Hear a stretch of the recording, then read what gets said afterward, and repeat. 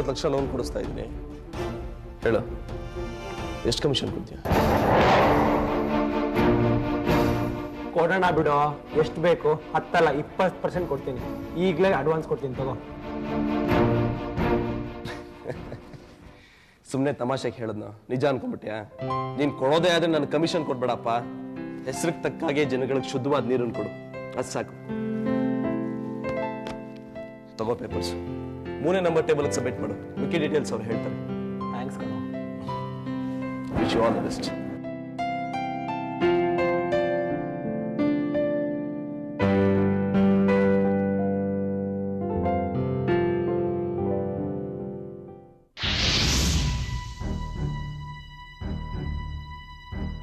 ನನಗೆ ಯಾಕೋ ಭಯ ಆಗ್ತಾ ಇದೆ ಕೃಷ್ಣ.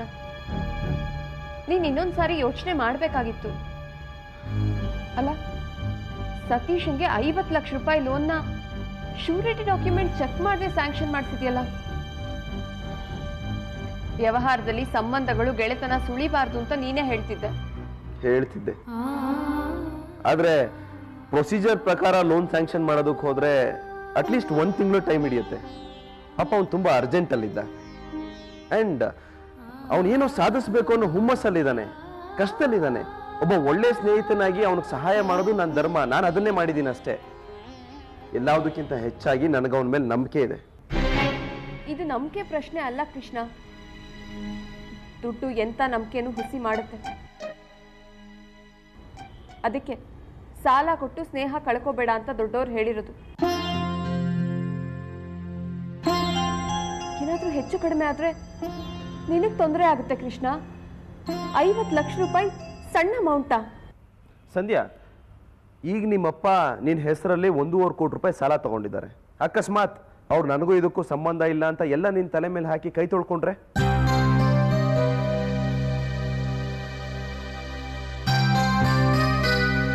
ನೋಡಿದ್ಯಾ ನಿಮ್ಮಪ್ಪ ಮೋಸ ಮಾಡ್ತಾರೆ ಅಂದ ತಕ್ಷಣ ನಿನ್ಗೆ ಹೇಗೆ ಕೋಪ ಬಂದ್ಬಿಡ್ತು? ನಿನ್ನ ಈ ಕೋಪಕ್ಕೆ ಕಾರಣ ನಿಮ್ಮಪ್ಪ ನಿನಗೆ ಮೋಸ ಮಾಡಲ್ಲ ಅನ್ನೋ ನಂಬಿಕೆ. ಆ ನಂಬಿಕೆನೆ ನನಗೂ ನನ್ನ ಸ್ನೇಹಿತನ ಮೇಲಿರೋದು. ಸಂಧ್ಯಾ, ನಮ್ಮವ್ರನ್ನ, ನಮ್ಮ ಜೊತೆಗಿರೋರ್ನ ನಾವು ನಂಬದೆ ಹೋದ್ರೆ ಬೇರೆಯವ್ರು ನಂಬ್ತಾರ. ನಮ್ಮ ಜೀವನದ ಚಕ್ರ ನಡೀತಿರೋದೇ ಈ ನಂಬಿಕೆ ಅನ್ನೋ ಹಾದಿ ಮೇಲೆ. ಅದ್ರ ಬಗ್ಗೆ ನೀನೇನು ತಲೆ ಕೆಡಿಸ್ಕೊಬೇಡ. ಊಟಕ್ಕೆ ರೆಡಿ ಮಾಡ.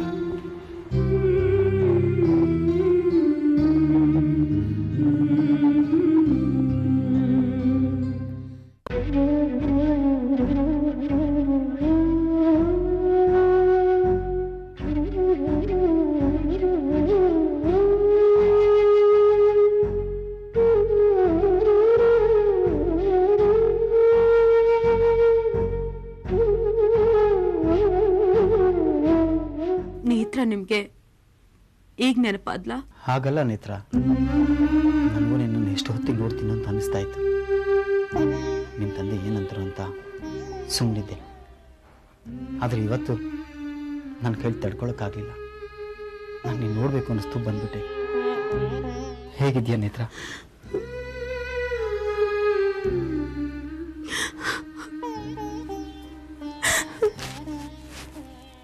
ಹುಟ್ಟೋಕ್ಕಿಂತ ಮುಂಚೆ ಹೊಟ್ಟೆಲಿರೋ ಮಗುನ ಕೊಂದು ಹಾಕ್ತೋಳು ನಾನು. ಹೇಗಿರ್ತೀನಿ ಹೇಳಿ? ನನ್ ಮಗು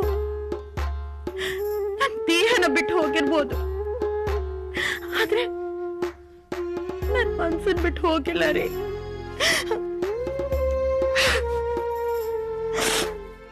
ಇದ್ದಕ್ಕಿದ್ದ ಹಾಗೆ ನನ್ ಮಗು ನನ್ನ ಎದುರಿಗೆ ಬಂದು ನಿಂತಾಗುತ್ತೆ.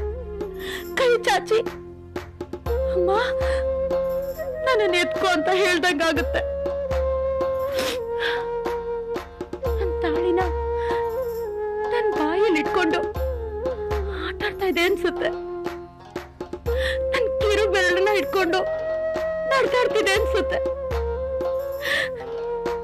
ಸೆರಗಿನ ಜಗ್ಗಿ ಯಾಕಮ್ಮ ನಾನಿಗ್ ಬೇಡ್ವಾ? ನನ್ನ ಯಾಕೆ ಕೊಂದು ಹಾಕ್ಬಿಟ್ಟೆ? ನನ್ ಮೇಲೆ ಈಗ ಪ್ರೀತಿ ಇಲ್ವಾ ಅಂತ ಹೇಳ್ದಂಗ ಅನ್ಸುತ್ತೆ ರೀ.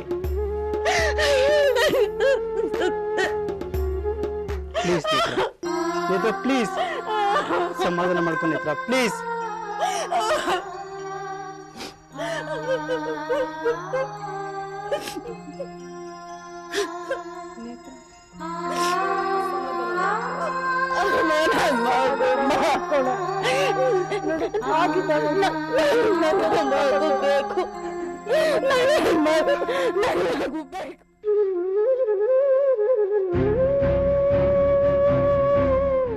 ನೋಡಿದೆ ಸುರೇಶ್ ನನ್ನ ಮಗಳ ಸ್ಥಿತಿನ.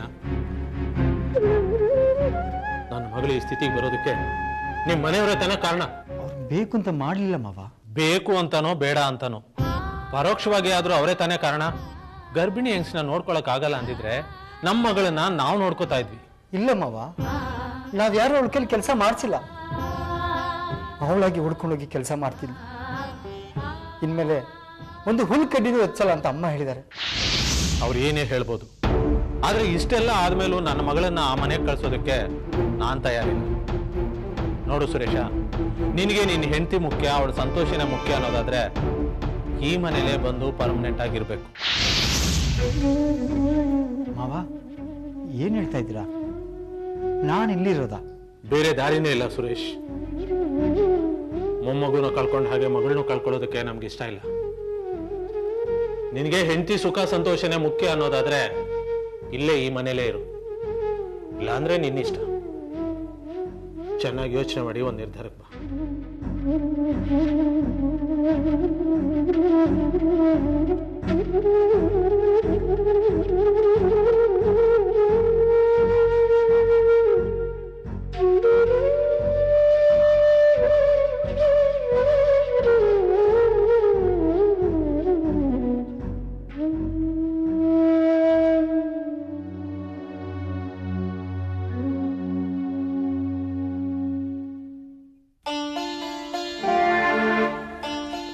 ಸುಶಿ, ನಿನ್ನ ಒಂದು ಮಾತು ಕೇಳಲ್ಲ?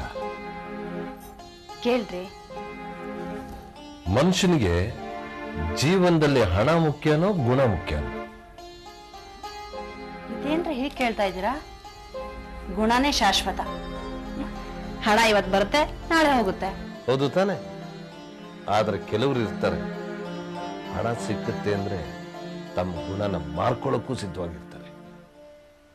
ಯಾರ್ರೀ ಅದು ಹಣಕ್ಕೋಸ್ಕರ ಗುಣ ಮಾರ್ಕೊಳ್ಳೋರು? ಇನ್ಯಾರು? ನಮ್ಮ ಮ್ಯಾನೇಜರ್ ಸಾಹೇಬ್ರು. ಏನು? ನಮ್ ಕೃಷ್ಣನ? ಕೃಷ್ಣ ಏನ್ ಮಾಡ್ದ? ಹೇಳದ್ನಲ್ಲ, ಕಮಿಷನ್ ಸಿಕ್ಕತ್ತೆ ಅನ್ನೋ ಆಸೆಗೋಸ್ಕರ ಸಿಕ್ದವ್ರಿಗೆಲ್ಲ ಲಕ್ಷಗಟ್ಲೆ ಸಾಲ ಕೊಡ್ತಾ ಇದ್ದಾರೆ. ಏನ್ ಹೇಳ್ತಾ ಇದೀರ ನೀವು? ನಮ್ ಕೃಷ್ಣ ಅಂತವನಲ್ಲ. ನಮ್ಮ ಮ್ಯಾನೇಜರ್ ಸಾಹೇಬ್ರು ಅಂತವ್ರೆ ಕಣೆ. ಅವ್ರಿಗೆ ಮುದ್ದಾದ ಮುಖ ಇದೆ ಎಂದು ಮಾತ್ರಕ್ಕೆ ಮುಗ್ಧವಾದ ಮನಸ್ಸಿದೆ ಅಂತ ತಿಳ್ಕೊಬೇಡ. ಸುಂದರವಾಗಿ ಕಾಣೋದೆಲ್ಲ ಶುದ್ಧವಾಗಿರಲ್ಲ. ಇವತ್ತು 10% ಲಂಚ ಸಿಗುತ್ತೆ ಅನ್ನೋ ಎಂಜಲಾಸೆಗೆ 50 ಲಕ್ಷ ಲೋನ್ ಸ್ಯಾಂಕ್ಷನ್ ಮಾಡಿದ್ದು ನಾನು ಕಿವಿಯಾರ ಕೇಳಿಸ್ಕೊಂಡೆ. ಇಲ್ಲ ರೀ, ನನ್ಗೆ ಯಾಕೋ ನಂಬಿಕೆನೆ ಬರ್ತಾ ಇಲ್ಲ.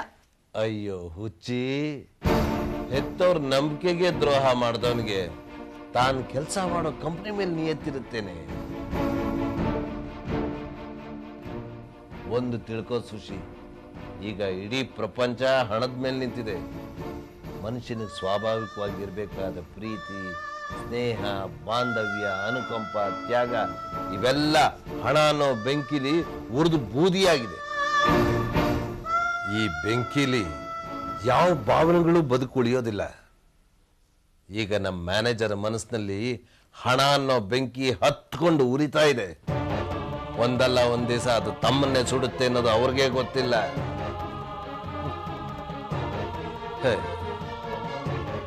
ನಮ್ಮ ಚಿಂತೆಗಳೇ ಸಾಕಷ್ಟಿರುವಾಗ ಬೇಡದೇವ್ರವ್ರ ಬಗ್ಗೆ ಮಾತಾಡಿ ಏನು ಪ್ರಯೋಜನ?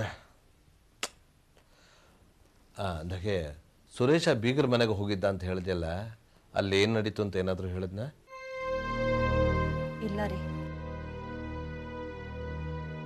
ಅವನೇನು ಹೇಳಿಲ್ಲ. ನನಗೂ ಯಾಕೋ ಅವನ ಮುಖ ನೋಡಿ ಏನೂ ಕೇಳಬೇಕು ಅನ್ನಿಸ್ಲಿಲ್ಲ. ಒಂಥರ ಸಿಟ್ಟಲ್ಲಿ ಬೇಜಾರಲ್ಲಿದ್ದ. ಹೇಗ್ರಿ ಕೇಳೋದು? ಸರಿ ಬಿಡು, ಬೆಳಗ್ಗೆ ನಾನೇ ಕೇಳ್ತೀನಿ. ಟೈಮ್ ಆಯ್ತು, ಮಾಡ್ಕೊ.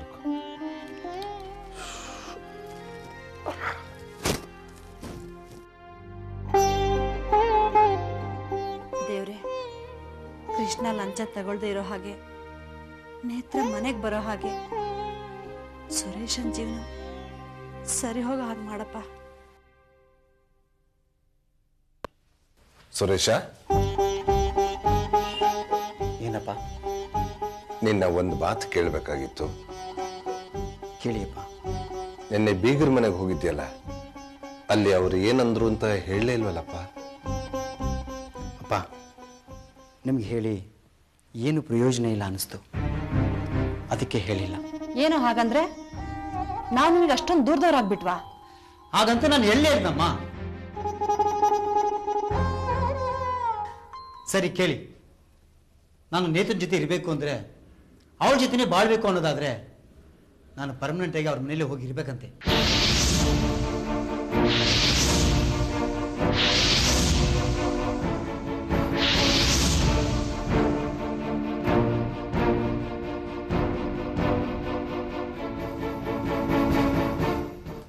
ಹಾಗಂತ ಮಾವ ಹೇಳಿದ್ರು. ಅದಕ್ಕೆ ನೀನು ಹೇಳಿದೆ ಸುರೇಶ? ನಾನು ಏನು ಹೇಳಿಯಪ್ಪ? ನಾನು ಯಾವ ರೀತಿಲೂ ಉತ್ತರ ಕೊಡೋ ಸ್ಥಿತಿಲಿ ಇರಲಿಲ್ಲ. ಯೋಚನೆ ಮಾಡಿ ಹೇಳ್ತೀನಿ ಅಂದೆ. ಒಂದು ಕಡೆ ಕೃಷ್ಣ ಮನೆ ಬಿಟ್ಟು ಹೋದ, ಮಗನೂ ಕಳ್ಕೊಂಡೆ. ಈಗ ಹೆಂಡ್ತಿನ ದೂರ ಮಾಡ್ಕೋಬೇಕು ಅಂದರೆ ನನ್ನ ಕಷ್ಟ ಆಗಲ್ವೇನಪ್ಪ? ಅಂದ್ರೆ ನೀನು ಆ ಮನೆಗೆ ಹೋಗಿ ಮನೆ ಅಳಿಯನಾಗಿ ಅಲ್ಲೇ ಇರಬೇಕು ಅಂತ ನಿನಗೂ ಅನ್ನಿಸ್ತಾ ಇದೆಯೇನೋ? ನಾನು ಎಲ್ಲಾಗಿ ಹೇಳಿದೆ, ಒಂದು ವೇಳೆ ಮನೆ ಅಳಿ ಆಗ್ಬೇಕು ಅನಿಸಿದ್ರೆ ಅದರಲ್ಲಿ ಏನು ತಪ್ಪಿದೆ? ಇಲ್ಲಪ್ಪ, ಇದರಲ್ಲಿ ನಿಂದೇನು ತಪ್ಪಿಲ್ಲ. ನಿನಗೆ ಮನೆ ಅಳಿಯನಾಗಬೇಕು ಅಂತ ಅನ್ಸಿದ್ರೆ ನೀನು ಇವತ್ತೇ ಹೋಗು, ನಾ ಬೇಡ ಅನ್ನಲ್ಲ. ನಾನು ನಿನ್ನ ನೆಚ್ಕೊಂಡು ಬದುಕ್ತಿಲ್ಲ, ನನ್ನ ಆತ್ಮವಿಶ್ವಾಸನ ನೆಚ್ಕೊಂಡು ಬದುಕ್ತಾ ಇದ್ದೀನಿ.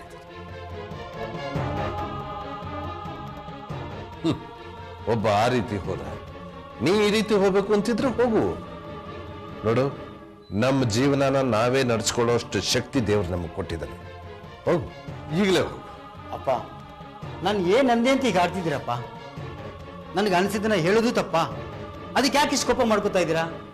ಈಗೇನು ಜೀವನ ಪೂರ್ತಿ ಒಬ್ಬಂಟಿಯಾಗಿ ಇದೇ ಬಾಡಿಗೆ ಮನೆಯಲ್ಲಿ ಹೀಗೆ ಇರಬೇಕು? ಒಂಟಿ ಪಿಶಾಚಿಯಾಗಿ ಇರೋದು ನಿಮ್ಗೆ ಇಷ್ಟ ಆದರೆ ನಾನು ಹೀಗೆ ಇರ್ತೀನಿ.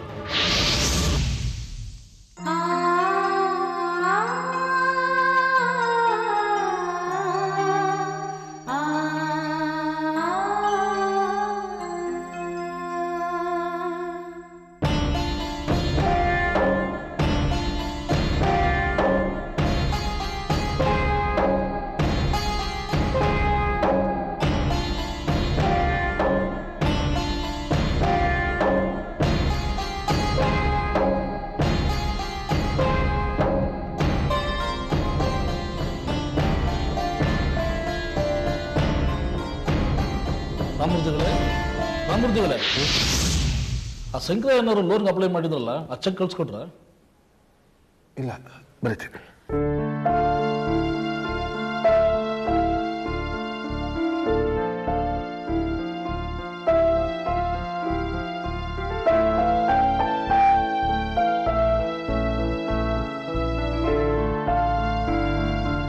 ರೀ, MLA ನಿಮ್ಮ ಸಂಬಂಧಿಕರಾದ್ರೆ ಮನೆ ಕರ್ಕೊಂಡೋಗಿ ಉಪಚಾರ ಮಾಡಿ. ನನ್ನ ಹತ್ರ ಏನು ಹೇಳ್ತಾ ಇದ್ರೆ? ಈಗಾಗಲೇ 3 ಸಲ ನಿಮ್ಗೆ ನೋಟಿಸ್ ಕಳ್ಸಿದೀವ್ರಿ, ಯಾವ್ದಕ್ಕಾದ್ರೂ ರಿಪ್ಲೈ ಮಾಡಿದ್ದೀರಾ? ಅಟ್ಲೀಸ್ಟ್ ಲೋನ್ ಆದ್ರೂ ಕ್ಲಿಯರ್ ಮಾಡಿದ್ರೇನ್ರಿ? ಈಗ ನೋಡಿದ್ರೆ ಅವ್ರ ಸಂಬಂಧಿಕರು ಇವ್ರ ಸಂಬಂಧಿಕರು ಅಂತ ಹೇಳ್ತಾ ಇದ್ದಾರೆ. ಮಾತಲ್ಲಿ ಹೇಳೋ ಅಷ್ಟು ಹೇಳಿದ್ದಾಯ್ತ್ರಿ. ಇನ್ನು ಮುಂದೆ ನಿಮ್ಮ ಮೇಲೆ ಏನು ಆಕ್ಷನ್ ತಗೊಳ್ದೆ ಸುಮ್ಮನೆ ಇರೋದಕ್ಕಾಗಲ್ಲ. ಏನು ಹೆದರ್ತಾ ಇದ್ದೀರಾ? ಏನ್ ಅನ್ಕೊಂಡಿದ್ದೀರಾ ನೀವು? ನಾನಾಗಿರಿ ಮಾಡ್ತೀರೇನ್ರಿ? ನಿಮ್ಮ ಹತ್ರ ಏನ್ರಿ ಮಾತು? ಏನ್ ಮಾಡ್ಕೋತೀರಾ ಮಾಡ್ಕೊ ಹೋಗ್ರಿ. ಲೋನ್ ತಗೊಂಡು ಕಟ್ಟಕ್ಕಾಗ್ಲಿಲ್ಲ ಅಂದ್ರು ಫೋನ್ ಮಾಡಿ ಬ್ಲಾಕ್ ಸರ್,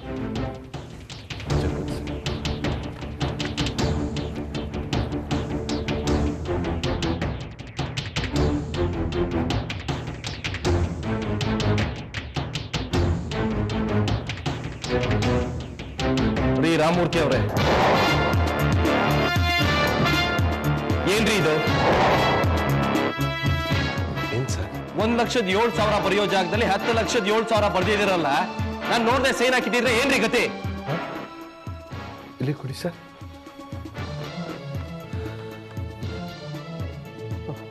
ಹೌದು, ತಪ್ಪಾಗ್ಬಿಟ್ಟಿದೆ. ಕರೆಕ್ಟ್ ಮಾಡಿ ಬೇರೆ ಬರ್ಕೊಡ್ತೀನಿ ಸರ್. ಏನ್ರಿ ಕರೆಕ್ಟ್ ಮಾಡೋದು? ನಿಮ್ ಕೆಲಸನ ನೀವು ಕರೆಕ್ಟ್ ಆಗಿ ಮಾಡ್ತೀರಾ ಅಂತ ಅನ್ಕೊಂಡಿದ್ದೆ. ಆದ್ರೆ ನೀವು ಹೀಗೇನ್ರಿ ಮಾಡೋದು? ನೀವು ಸೇರಿಸಿರೋ ಒಂದು ಎಕ್ಸ್ಟ್ರಾ ಸೋನೆಗೆ ನಾನು 10 ಲಕ್ಷ ರೂಪಾಯಿ ದಂಡ ಕಟ್ಬೇಕಿತ್ತಾ? ಸರ್, ಅದು ಏನ್ರಿ ಅದು? ನೀವು ಮಾಡಿರೋ ಈ ಬೇಜವಾಬ್ದಾರಿ ಕೆಲಸಕ್ಕೆ ನನಗಲ್ಲ, ನಮ್ಮ ಕಂಪನಿಗೆ ಕೆಟ್ಟ ಹೆಸರು ಬರ್ತಾ ಇತ್ತು. ಏನ್ ಬೇಜವಾಬ್ದಾರಿ ಕೆಲಸ ಮಾಡ್ತೀರಿ? ದಯವಿಟ್ಟು ಕ್ಷಮಿಸ್ಬಿಡಿ ಸರ್. ಇನ್ಮೇಲೆ ಮಿಸ್ಟೇಕ್ ಮಾಡಲ್ಲ. ಇನ್ನೊಂದ್ಸಲ ಈ ರೀತಿ ತಪ್ಪು ಮಾಡಿದ್ರೆ ನೀವು ನನ್ನ ಮೇಲೆ ಯಾವ ರೀತಿ ಆಕ್ಷನ್ ಬೇಕಾದ್ರೂ ತಗೋಬಹುದು. ಅಜ್ಞಾನದಿಂದ ಮಾಡಿದ ಈ ತಪ್ಪನ್ನ ದಯವಿಟ್ಟು ಕ್ಷಮಿಸ್ಬಿಡಿ.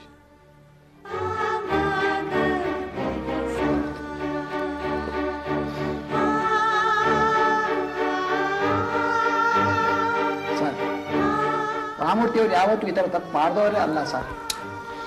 ಪಾಪ ಆ ವ್ಯಕ್ತಿಗೆ ಪರ್ಸನಲ್ ಪ್ರಾಬ್ಲಮ್ ಏನಿತ್ತೋ ಏನೋ, ಬೆಳಿಗ್ಗೆ ಇದ್ರು ಭಾಳ ಡಲ್ಲಾಗೇ ಇದ್ರು ಸರ್ ಅವರು.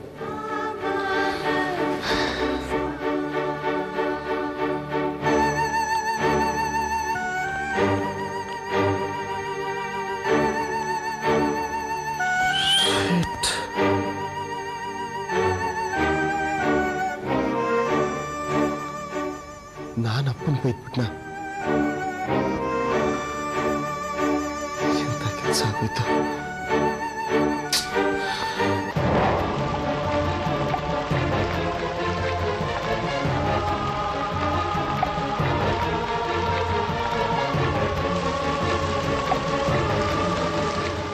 ಕೆಲಸನ ನೀವು ಕರೆಕ್ಟ್ ಆಗಿ ಮಾಡ್ತೀರಾ ಅಂತ ಅನ್ಕೊಂಡಿದ್ದೆ. ಆದ್ರೆ ನೀವು ಹೀಗೇನ್ರಿ ಮಾಡೋದು? ನೀವು ಸೇರಿಸಿರೋ ಒಂದು ಎಕ್ಸ್ಟ್ರಾ ಸೋನೆಗೆ ನಾನು 10 ಲಕ್ಷ ರೂಪಾಯಿ ದಂಡ ಕಟ್ಬೇಕಿತ್ತಾ?